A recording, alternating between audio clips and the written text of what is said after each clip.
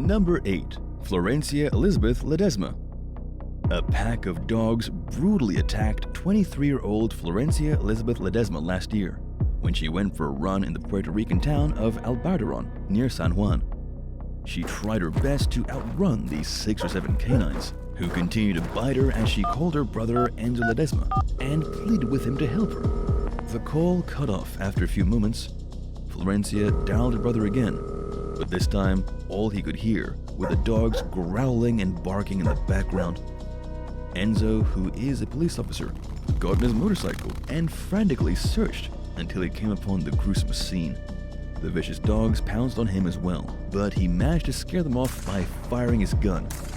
By then, Florencia was unresponsive. She died in an ambulance on the way to the hospital from her injuries to her arms, torso, and legs.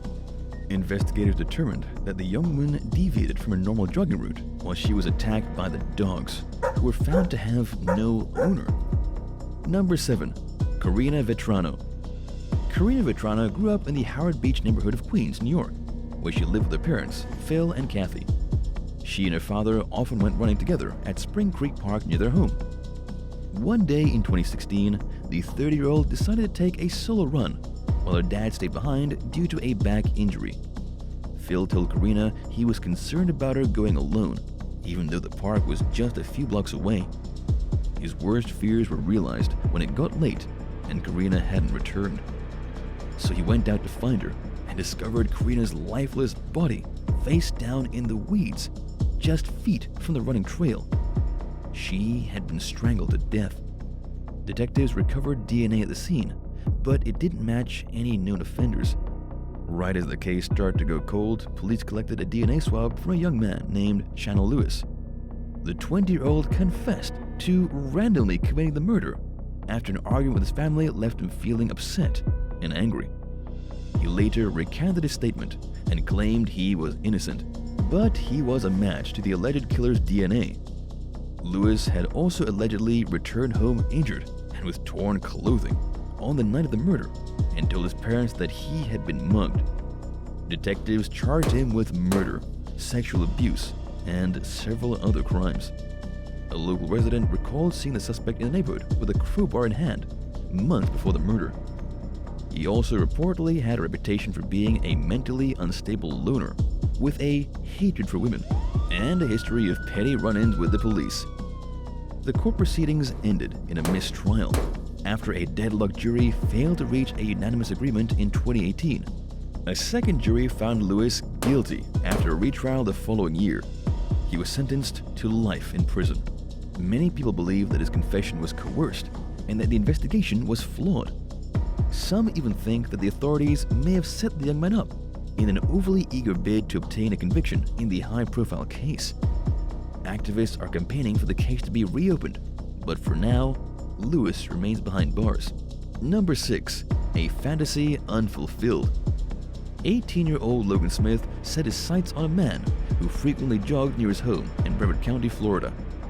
The teen allegedly spent considerable time planning how to get the victim alone and under his control. He finally made his move in January of this year by approaching the jogger from behind and attempting to strangle him with a waist belt from a bathrobe. Smith soon realized that he had messed with the wrong guy. The victim is trained in martial arts and used his skills to subdue the attacker. He pinned Smith to the ground and called 911, telling police that he was on top of the young man and had his hand around Smith's neck. During the call, the jogger was overheard saying, "You made a very dumb decision." Smith reportedly admitted to the crime, telling deputies that he had planned to drag the victim into his bedroom, kill the man, and then carry out 6 sexual fantasies on the corpse. He's being kept behind bars while facing an attempted murder charge. Number 5. Paul Murphy. While running in the Scotts Valley, California one day last year, local resident Paul Murphy noticed that a house was on fire. He tried to alert the homeowners, only to realize that nobody was there. Using the family's Ring doorbell and surveillance system, Murphy alerted 911 and contacted the owner, Courtney Polito. He showed her the smoke coming out of the house, and soon enough, the fire alarm began to sound. Courtney instructed Paul on how to enter the home and gave him the access code to get inside so that he could save the family's beloved pet dogs, Bunny and a cat. He managed to rescue all the animals, who would have undoubtedly died if the kind stranger hadn't stopped during his jog to investigate and spring into action. Speaking with local station WTHR 13, Courtney said that the fire department told her that the pets would have been gone if they had remained at the house for even 10 more minutes. Courtney's husband Tony told the station that it takes a special kind of person to do what Paul did and risk his own safety to save a stranger's pets from a burning house. It was a first encounter of its kind for the local fire department, according to Scotts Valley Battalion Chief Andrew LaFranco, who told reporters that the department had never experienced an incident involving the use of someone's Ring doorbell to alert 911 and the homeowners. Courtney said that she looked forward to thanking Paul for his good deed and that she wanted to give him a hug.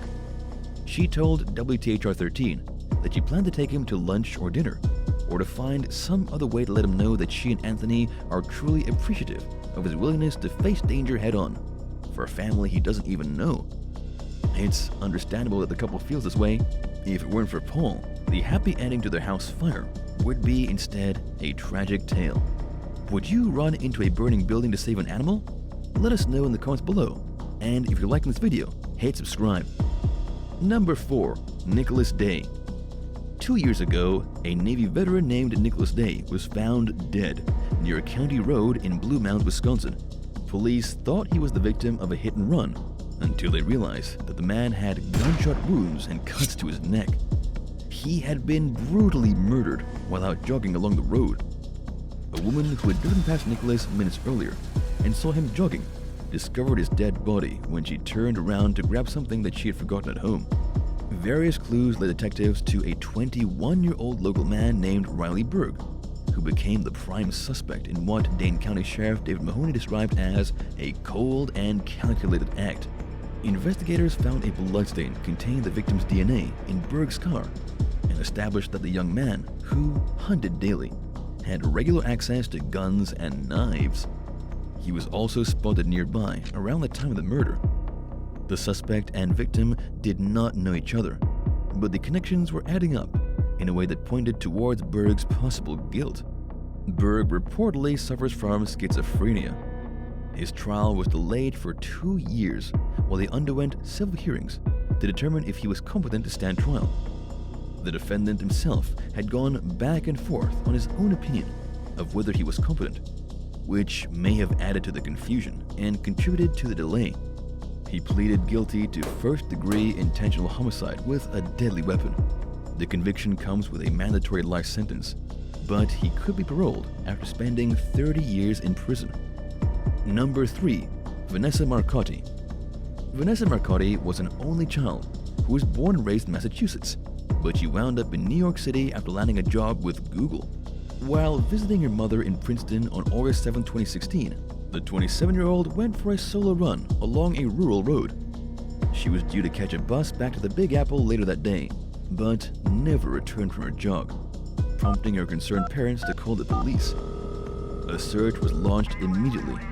Sadly, Vanessa was found dead in a heavily wooded area less than a half mile from her mother's house. She was naked, and her hands, feet, and face were burned. The young woman appeared to have been sexually assaulted and strangled. Her nose was broken, and she had suffered crushing injuries to her throat. According to some of the last witnesses who saw Vanessa alive, a vehicle appeared to be following her that afternoon, but nobody seems to have actually seen firsthand the massive struggle that cost the runner her life. The police launched a 24-hour tip line and advised the public to be on the lookout for an adult male with scratches, cuts, and bruises to his face and arms. They also disclosed that they believed Vanessa died during a random attack, rather than at the hands of someone she knew. In the meantime, DNA believed to have belonged to the killer was sent to the state lab for testing. The alleged murderer was finally captured in early 2017, when police took 31-year-old Angelo Colin Ortiz of Worcester, Massachusetts, into custody. He was a married father of 3 with no criminal history, making him seem like an unusual suspect, but his neighbors described him as perverted and claimed that he often made vulgar comments to people who lived in the area. Officer saw Colin Ortiz driving the exact same type of SUV that witnesses described seeing on the day of Vanessa's murder. Officers collected a DNA sample, which came back as a match to the killers. The trial is ongoing as the defendant challenges a judge's decision to allow DNA evidence tying him to the crime scene to be presented as part of the prosecution's case. Number 2. Dawn Bajak. Pedestrians and cyclists have just as much of a right to the road as those who are behind the wheel of a motor vehicle. But drivers often forget to consider this population when they hit the road, and it sometimes leads to tragedy. 50-year-old Dawn Bajak was taking a routine morning jog just after Thanksgiving in 2020 when a vehicle ran a red light and fatally mowed her down. She was crossing the intersection that the driver, flagged Flora, failed to come to a stop at. Flora was ticketed for running a red light rather than a traffic infraction, which spared him from having to do any jail time. He pleaded no contest to the charge, and a judge suspended his license for a year and fined him $1,000. Dawn's family was disappointed by the outcome of the case, especially since Flora has an extensive history of traffic offenses, including a speeding ticket he received after the deadly collision. Her husband, Anthony, told local station WPTV that the man should have received a stronger sentence. "I would not want this pain on anyone," he told reporters, adding, "What my children, relatives, and I have endured is nothing short of sheer trauma, avoidable trauma." Anthony also said that he didn't understand why Flora chose to ignore basic traffic laws, and anyone who's lost a loved one in such a needless tragedy would probably agree.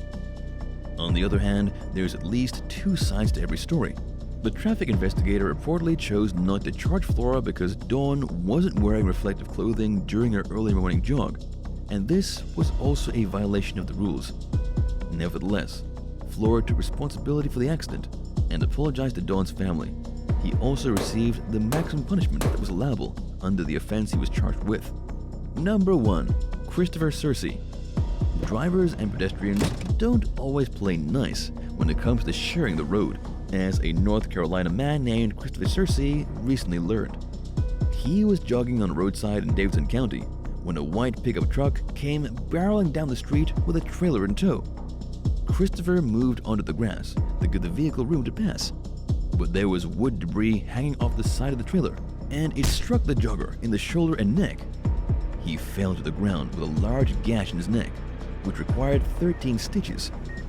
The ordeal also left the injured jogger in a neck brace. Christopher told local station WGHP that he wasn't even sure if the driver realized they had hit someone, and speculated that the motorist was perhaps distracted. Luckily, Christopher avoided hitting his head and remained conscious. He realized while walking home that he was more injured than he originally thought. There was a hole in his neck, and he was bleeding. The man made it home with the help of an aunt who lives nearby, and then took an ambulance to the hospital. Doctors told Christopher that he was lucky he wasn't hurt worse, and that he could have ended up with a broken neck or windpipe, or a severed artery or vein. They ordered him to take a 6-week break from running, but the incident ruined outdoor running completely for him. "It just feels too dangerous now," Christopher said, adding that non-drivers are entitled to use part of the road and should be able to do so safely. Thanks for watching. What's the worst thing that's happened to you on a run? Let us know in the comments below. And if you enjoyed this video, be sure to give it a thumbs up and don't forget to subscribe. See you next time. Bye!